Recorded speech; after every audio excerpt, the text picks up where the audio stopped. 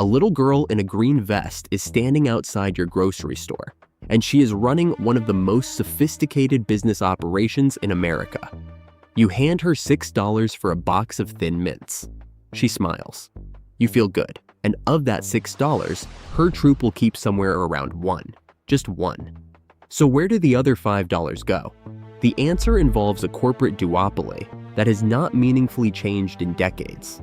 A scarcity engine that would make a luxury handbag company jealous.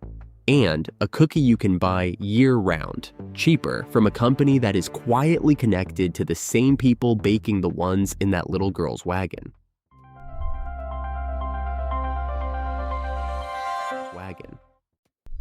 Let us start with the box itself.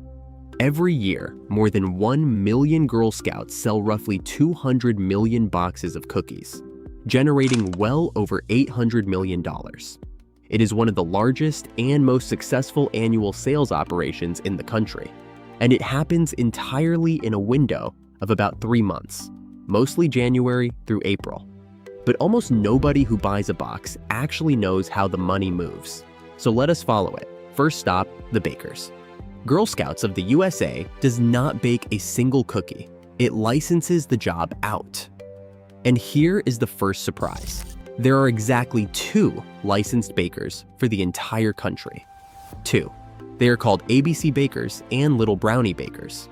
ABC has held its contract since the 1930s. Little Brownie has held it since the late 1980s. Back in 1948, there were as many as 29 licensed bakeries competing to make these cookies. Today, the entire national supply of one of America's most beloved snacks runs through 2 factories. And those cute little names hide something. ABC Bakers is a division of a company called Interbake Foods. Little Brownie Bakers is owned by Ferrero, the Italian confection giant behind Nutella and Ferrero Rocher. These are not charming small-town bakeries. These are industrial food corporations.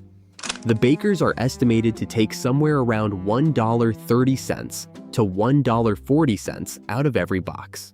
Multiply that across 200 million boxes, and those 2 companies are pulling in roughly $260 to $280 million a year, every year, from an army of unpaid child salespeople.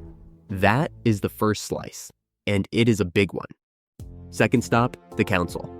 This is the part almost nobody understands. Girl Scouts is not one company.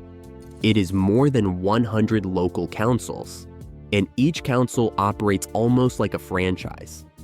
Each council picks which of the 2 bakers it wants, negotiates its own contract, and buys the cookies up front, in bulk, with its own money. That is why the price is not the same everywhere. In some regions, a box is $5. In others, it is $6. In some, it is now $7. A decade ago, it was $4 or $5 almost everywhere. The council also decides how the money gets split. And the council keeps the largest share of all, often more than half of the retail price, to pay for camps, properties, staff, training, and the machinery that keeps the whole program running. Which brings us to the last stop, the girl, the troop. The one who actually stood in the cold in front of the store and asked you to buy something. Depending on the council, the troop typically keeps somewhere between roughly 15 and 30% of the price of a box. In real money, on a $6 box, that is often around $1, sometimes a bit more. The person doing the selling gets the smallest cut in the entire chain. Now, to be fair, that money is genuinely hers, in the sense that it funds her troops' trips, badges, and activities. And the councils will tell you, accurately, that all of the cookie money stays local. None of it goes to the national organization. But it is worth sitting with the shape of it for a second. The corporation that presses the cookie takes more than the child who sells it. So why does this work so extraordinarily well? Why do 200 million boxes fly off folding tables every spring when a grocery store 30 feet away sells cookies all year long? Because Girl Scout cookies are not really competing on cookies. They are competing on two things almost no snack brand can buy: scarcity and virtue. The scarcity is engineered. The cookies are only available for a few months a year. You cannot walk into a store in September and buy Thin Mints. And when something delicious is only available for a short window, human beings lose their minds a little. It is the same machine that powers the McRib and the pumpkin spice latte. You are not just buying a cookie, you are buying a cookie before it disappears. In 2023, the Girl Scouts leaned into this hard with a new flavor called Raspberry Rally, sold online only in limited quantities. It sold out almost instantly, and resellers on the internet were listing single boxes for up to $100. $100 for a box of cookies with a face value under $6. That is not a bake sale. That is a sneaker drop. The virtue is the other half. Every purchase feels like a donation with a snack attached. You are not spending, you are supporting. That feeling is worth an enormous amount, and it lets a cardboard box of mass-produced cookies command a price that a normal brand simply could not charge. The cookie is the product, but the feeling is what you are actually paying for. And now, the twist. Because there is a very inconvenient fact sitting right at the center of this whole beautiful machine. Remember that Little Brownie Bakers is owned by Ferrero. Well, Ferrero also owns Keebler, and Keebler sells a cookie called Grasshopper, which is a thin, round, chocolate-coated mint cookie that is, to put it delicately, extremely reminiscent of a thin mint.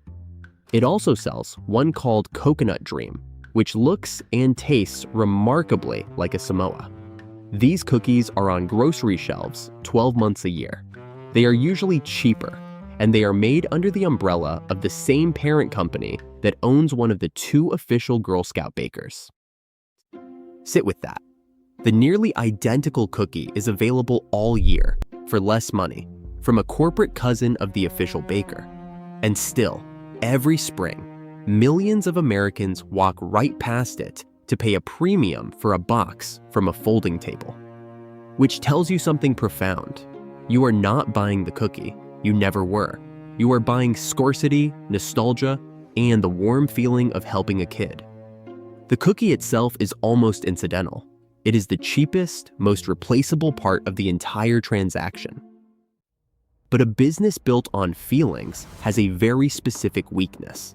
Feelings can turn, and in recent years, the machine has started to shake.